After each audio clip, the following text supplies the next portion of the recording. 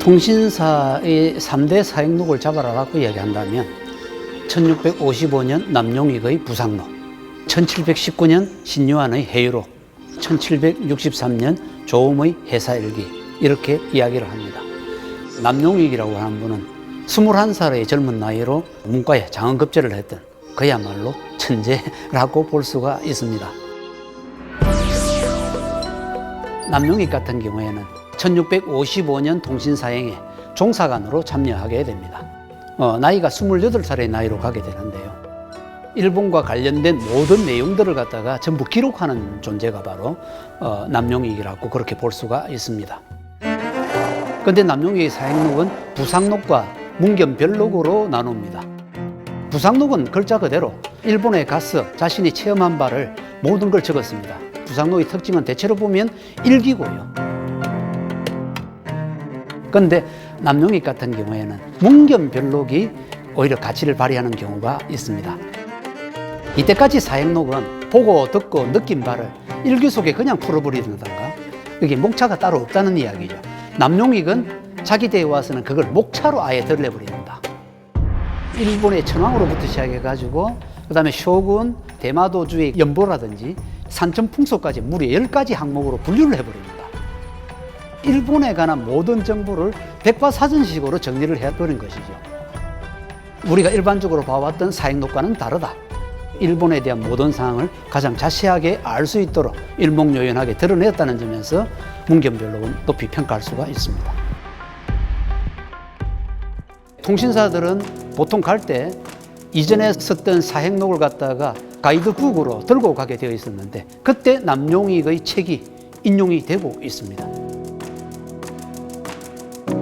남용익이가 1655년 통신사행에 종사로 갔습니다마는 56년 뒤에 그 척실 부인의 둘째 아들인 남성중이가 1711년에 종사관 서기로 사행에 참여하게 됩니다.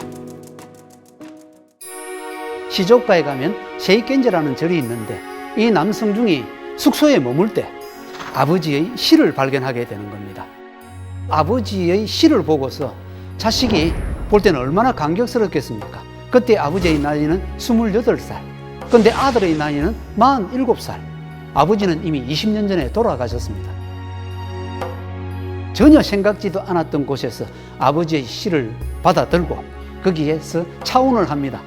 답시를 갖다가 남기게 되죠. 눈물을 펑펑 흘리면서.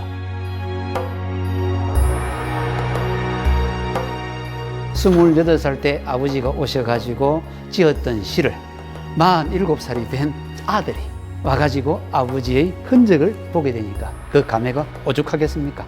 그래서 한편으로 보면 남성중의 통신사행 참여는 아버지의 흔적 찾기다 라고 이야기할 수 있을 정도입니다. 그 당시 사용원들은 전부 동료 아니겠습니까? 여기 동료의 아버지가 남겼던 시 누구나가 다 차원을 하게 된 거죠. 그래서 실제로 세이겐제는 보면 남용익의 시에 차원을 한 것이 그렇게 많이 나타납니다. 거기다가 1763년 통신사 정사인 조음 같은 경우에는 다른 것은 몰라도 남용익의 문장과 필법은 조선에서도 매우 유명한데 어찌하여 이 상조 속에 가둬두고 있는가? 많은 사람이 볼 수 있도록 반드시 현판으로 시판으로 만들어가 걸어두는 것이 어떻겠느냐라고 이야기하니까 그 당시 주지가 그렇게 하겠다라고 이야기합니다. 여기 어떻게 보면 시간적인 거리는 분명히 존재하지만 공간적인 거리는 그렇게 많지 않다. 같은 장소에서 공유하는 심정을 자연스럽게 읊어나가다 보니까 그야말로 나이테가 쌓이듯 자신의 정감을 갖다가 입혀나가는 그런 모습을 유지하고 있습니다.